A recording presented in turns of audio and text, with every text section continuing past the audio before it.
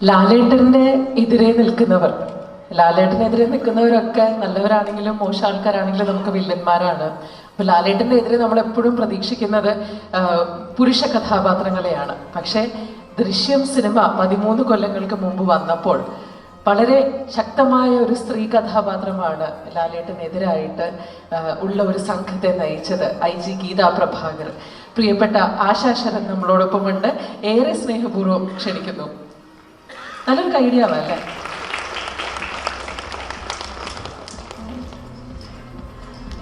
മാം, ഞാൻ ഈ പറഞ്ഞ പോലെ ലാലേട്ടൻ്റെ എതിരെ വളരെ സ്ട്രോങ് ആയിട്ട് നിൽക്കുന്ന ഒരു ക്യാരക്ടറിനെയാണ് അവതരിപ്പിച്ചു തുടങ്ങിയത്. ഒരുപാട് ഇമോഷൻസിലൂടെ കടന്നുപോയി. പിന്നീട് ദൃശ്യം 3 നമ്മളിലേക്ക് എത്തുമ്പോൾ എന്താണ് ആ ദൃശ്യം 1-ന്റെയും 2-ന്റെയൊക്കെ മെമ്മറീസ് എന്തൊക്കെയാണ് റീകളക്ട് ചെയ്യാനുള്ളത്?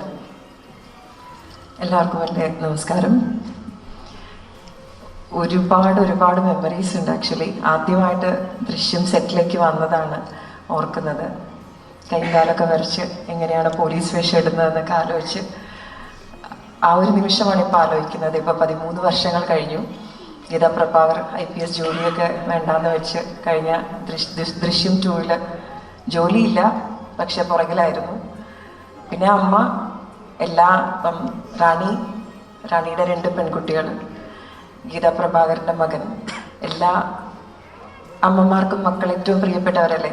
ഇക്ക പറഞ്ഞതുപോലെ എനിക്ക് എപ്പോഴും കുറച്ചൊക്കെ ജോർജ് ഉള്ളിയുടെ സൈഡിൽ നിന്ന് ചിന്തിക്കുമായിരുന്നു. ഗീതാ പ്രഭാകരൻ അങ്ങനെ ചിന്തിക്കാൻ, അമ്മമാർക്ക് അങ്ങനെ ചിന്തിക്കാൻ ചിലപ്പോൾ സാധിക്കില്ല.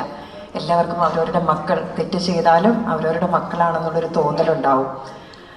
നമുക്ക് നോക്കാം ദൃശ്യം 3 വരുമ്പോൾ ഗീതാ പ്രഭാകരൻ്റെ ഒരു അവസ്ഥ എന്താണെന്നുള്ളതൊക്കെ, അമ്മ അതെങ്ങനെ നോക്കി കാണുന്നു എന്നുള്ളതൊക്കെ ഒരുപാട് നല്ല മെമ്മറീസാണ്. അന്നും ഇന്നും 1, 2, 3ലേക്ക് എത്തുമ്പോൾ ഒരുപാട് സ്വീറ്റ് മെമ്മറീസ്, ഒരുപാട് പേരോട് കടപ്പാട്. ജിത്തു സാറിനോട്, ലാലേട്ടനോട്, ആന്റണി ചേട്ടനോട്, മലയാളി പ്രേക്ഷകരോട് എല്ലാവരോടും കടപ്പാടാണ് ഗീതാ പ്രഭാകർ എന്ന് പറയാനുള്ളത്. Thank you so much. Thank you.